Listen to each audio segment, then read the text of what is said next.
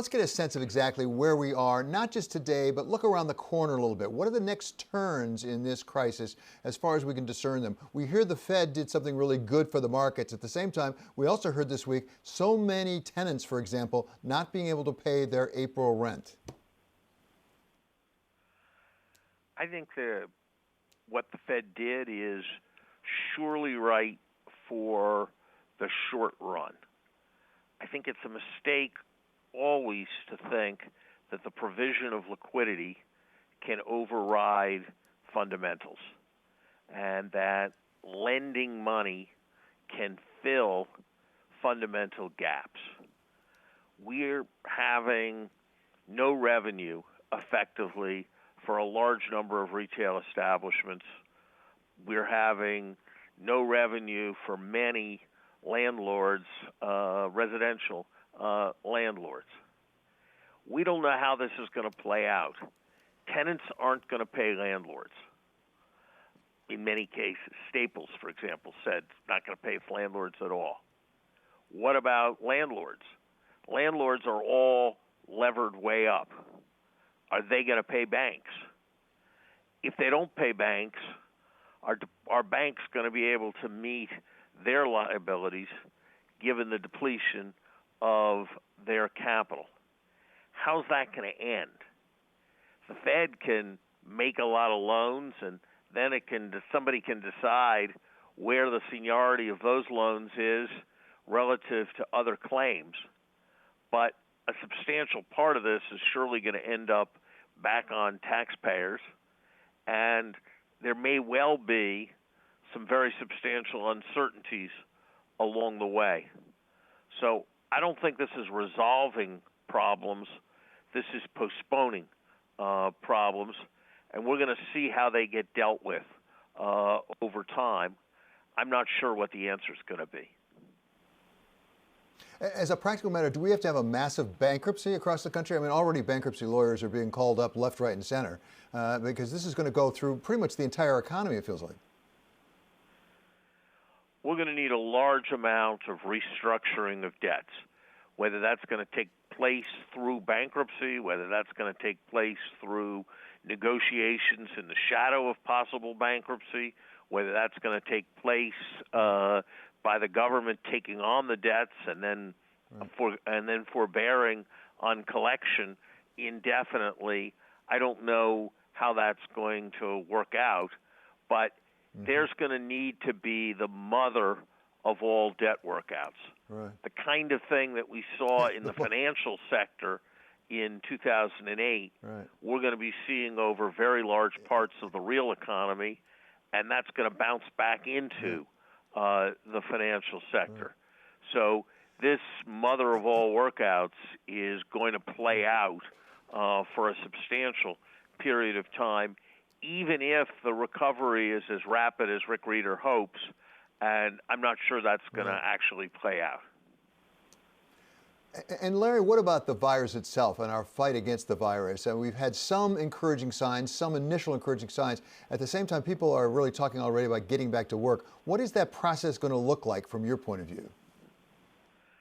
Look, I think the grisly metaphor that's right for this is physical isolation is chemotherapy, and the goal is remission. And you can apply chemotherapy and you can achieve remission. The problem is that chemotherapy is toxic and increasingly toxic over time. And when you let up on the chemotherapy, you can lose the remission. The hope is that we're going to be able to let up on the physical isolation. And when we do that, we're going to put in some testing and some tracing of contacts, and then we're all going to be able to live in a pretty normal way. I hope that's the story prior to a vaccine, and that a vaccine comes fast. But I think we'll be doing very well if it's a year from now when we've got everybody vaccinated, and I think it's more likely to be 18 months from now, though I hope I'm wrong. And I think that if you look at the Asian success stories, they are a little less optimistic when probed closely. Singapore has already lost its remission and had to go to lockdown. No one really knows what the situation would be if you had externally observed and collected data in China. In Taiwan, which has been a success so far, they seem to have a essentially total remission. Every time you walk into an office building, they make you take your temperature and they make you apply hand sanitizer. The government's able to track everybody's movements, so that if a week ago you were in a restaurant at the same time that somebody who came down with the virus, you can be moved into quarantine immediately. Those are going to be challenging things to do in our country, and if we fall short, then we're at much more risk of relapse. So my guess is that it's going to be a little less freed up and back to normal when this current wave ends than people think, and that there's going to be a greater risk of rebound and back to lockdown and a kind of accordion dynamic till we get to the point where a vaccine or cure comes along. I hope I'm wrong, and it's certainly possible that I will be.